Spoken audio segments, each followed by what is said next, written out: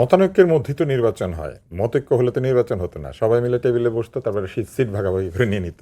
মতানৈক্য আছে বলেই মানুষ জনগণের কাছে যায় এবং গিয়ে বলে যে আমাদের পক্ষে ভোট দেন, ওদের কথাটা ঠিক না। এখন গণভোট নিয়ে যেহেতু আলোচনাটা হচ্ছিল, আরেকটা বিষয় মনে করিয়ে দেই। গণভোটের আইন কিন্তু এখনো বাংলাদেশে নাই। এটা হাইকোর্টে বলা হয়েছে যেটা রিইনস্টেট হবে, কিন্তু এটা সুপ্রিম কোর্টে সিদ্ধান্তের অপেক্ষায় আছে।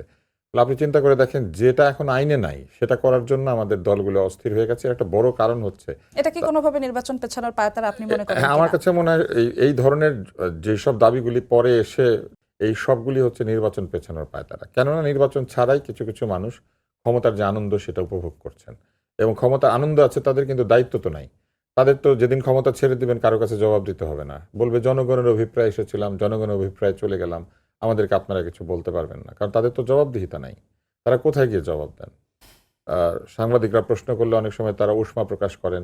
আপনি নিশ্চয়ই লক্ষ্য করেছেন বিভিন্ন সংবাদ সম্মেলনে একাধিক দায়িত্বশীল ব্যক্তি এরই মধ্যে বিভিন্ন ধরনের উষ্মা প্রকাশ করেছেন দেশে এবং বিদেশে। সিদ্ধান্ত গ্রহণের ক্ষেত্রেও তো জবাবদিহিতা নাই।